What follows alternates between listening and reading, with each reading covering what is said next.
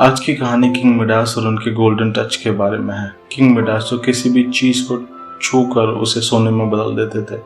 उनके पास किसी भी वस्तु को सोने में बदल देने का आशीर्वाद था, पर असल में यह आशीर्वाद कम, अभिशाप ज्यादा था। तो जानते हैं कैसे मिडास का आशीर्वाद उनके लिए अभिशाप बना। किंग मिडास एक महान एवं निर्दयी राजा था जिसने फ्रागिया देश पर राज किया। लोग कहते हैं कि मिडास के पास इतना सोना था कि वो एक पूरा देश खरीद सकता था, पर किसी ने अभी तक उस खजाने को नहीं देखा था। राजा अपने खजाने को तहखाने में बंद करके रखते थे और रोज वहां जाते और अपनी सोने की ईंटें और सिक्के गिनते थे। कई बार वो अपने आप को सोने से ढक लेते थे और ज्यादा से ज्यादा सोना पाना मिडास का जुनून बन गया था। मिडास की एक खूबसूरत बेटी थी जिसे वो बहुत प्यार करते थे।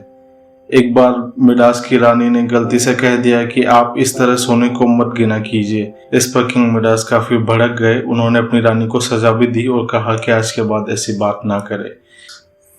एक दिन डायनोसिस, जो कि जंगल के राजा हैं, अपने दोस्त सिलेनस के साथ मिडास के राज्य से निकले।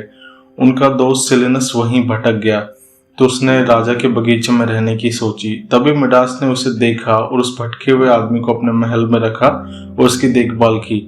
जब राजा को सिलेनस के घर का पता चला तो उन्होंने उसको अपने घर पे भेज दिया। ये बात जब डायनोसिस को पता चली तो वो मिडास के पास आए और उन्होंने उसे धन्यवाद दिया और कहा कि हम तुम्हारी कोई भी एक इच्छा पूरी करेंगे।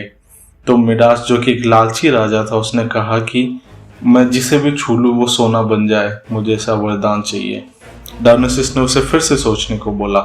इस पर मिडास ने कहा कि मुझे तो यही आशीर्वाद चाहिए। फिर क्या था, अगले दिन जब वो उठा तो उसने अपने खाने की टेबल को छुआ और वह सोना बन गई। फिर वो खुशी से पागल होकर महल में घूमने लगा। उसने अपनी बेटी को छुआ तो वह भी सोने की मूर्ति बन गई। यह देखकर मिडास काफी डर गया और उसने डायनोसिस से प्रार्थना की कि वो अपना श्राप वापस ले ले। भगवान ने मिडास को सुना और उसे पेक्टोल्स नदी पर जाकर हाथ धोने को कहा।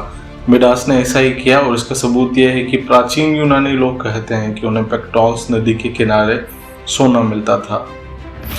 जब मिडास घर आया तो सब कुछ सामान्य हो गया। उसने अपने बेटे को खुशी से गले लगाए और अपने सोने को सब लोगों में बांटने का फैसला किया और उसके बाद से मिडास एक बेहतर और एक उदार राजा बन गया।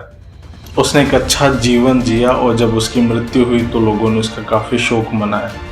तो दोस्तों, ये थी किंग मिडास और उनकी गोल्डन टच की कहानी। अगर आपको अच्छी लगी हो तो प्लीज़ लाइक, कमेंट और शेयर करें।